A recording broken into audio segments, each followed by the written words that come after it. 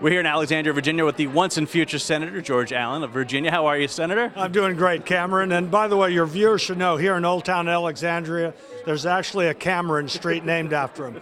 But we're here. It's just a great day.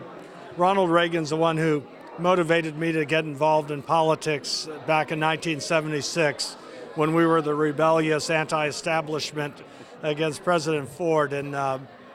And I'm also Reagan Ranch Presidential Scholar for the Young America's Foundation. It's just wonderful to reflect on his principles, his leadership that restored opportunity in our country, kept the peace through strength, and I think remains a guiding leader for us in the challenges we face now and in the future.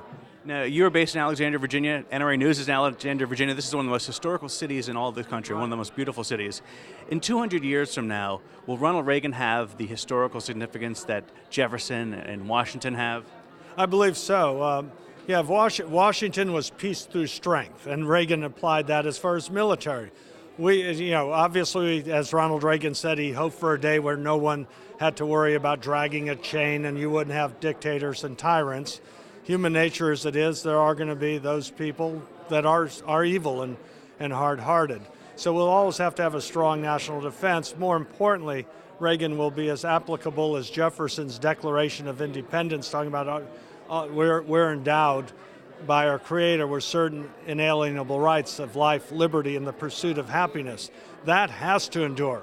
If that doesn't endure, then our freedom, our opportunities, our God-given rights are not being protected. So I think people will look at Ronald Reagan in the 20th century, along with Margaret Thatcher and Pope John Paul, as key people in improving lives. And how would you want to measure it? Economically, sure. Jobs were created.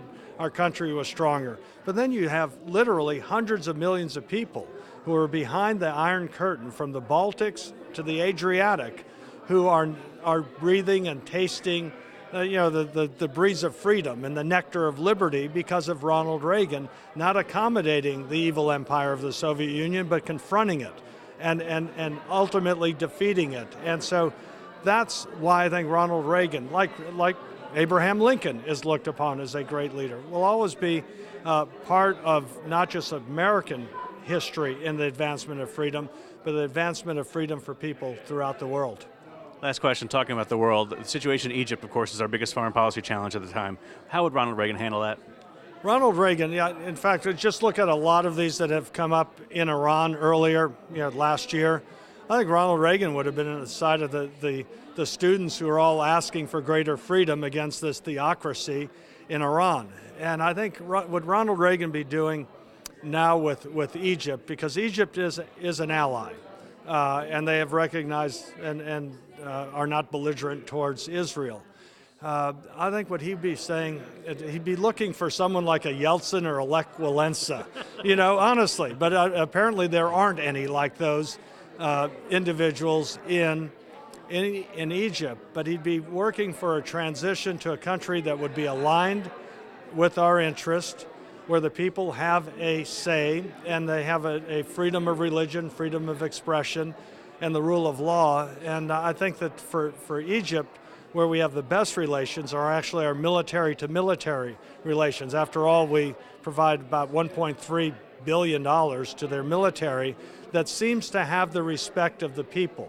And so there needs to be a transition, but not a transition to a theocracy. We can't lose Egypt the way Iran was lost, and we don't want this Islamic or this Muslim Brotherhood taking over. They are belligerent to us.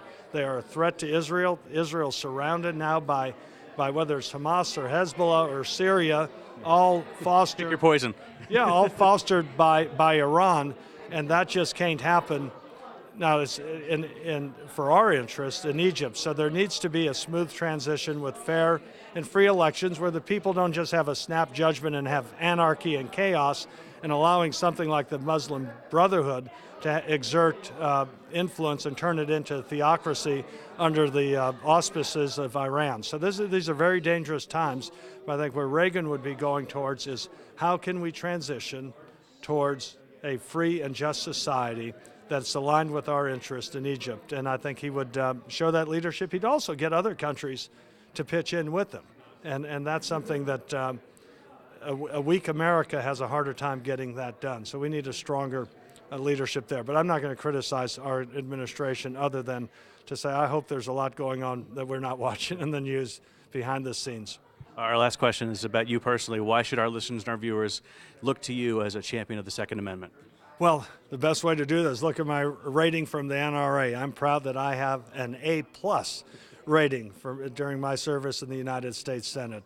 The Second Amendment is just a fundamental right of the right of self-defense. It's part of our Bill of Rights. It's as important as our freedom of religion, freedom of expression, private ownership of property, and protecting the rights and prerogatives of the people in the states. And so the Second Amendment is as important as ever.